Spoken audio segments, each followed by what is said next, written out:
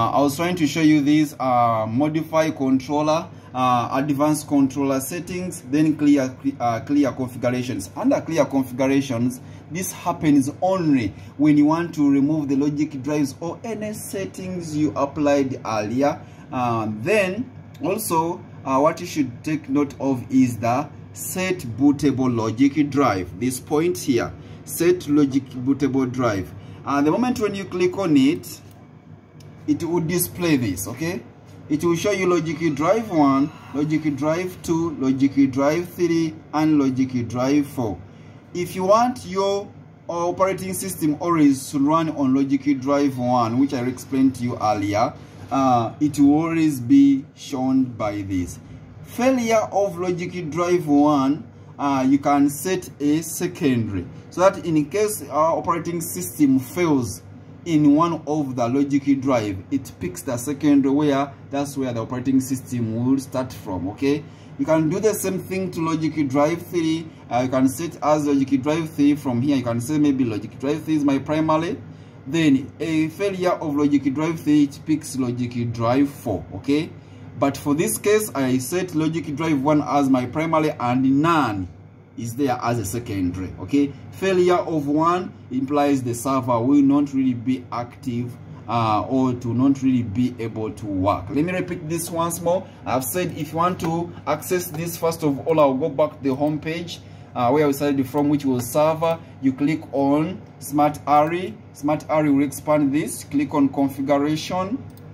When you click on configuration, it will give you these options, which includes modify controller settings, advanced controller, clear configuration, then manage power settings. I tried to show you that.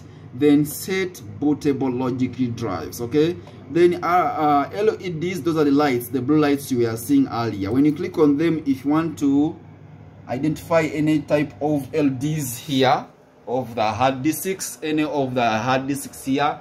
Now let's go back up here. I want to identify the this and this. I'll mark them. Then after I'll click on OK. I want to see those two only. Click on OK. Then click on finish. When I click on finish, now hopefully you can see them here lighting blue. Okay.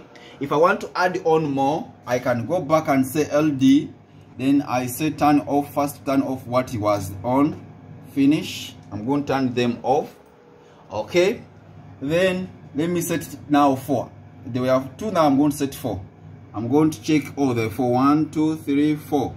I'm going to check all 4. Then I'll say OK here, down here. I'll click OK. Then I'll click finish. Okay, hopefully now you can see the 4 of them that we have just picked. If you want to switch off them, if you want to switch off these, the blue ones, you go back to the same place where there is manage device, then you go select turn off option, then you say OK. When you say OK, you click finish. When you click finish, then they all go off. Okay, they all turn off. You're going to use this opportunity. You're going to watch those 3 minutes, then you ask any question. Setting bootable logic drive, click on it.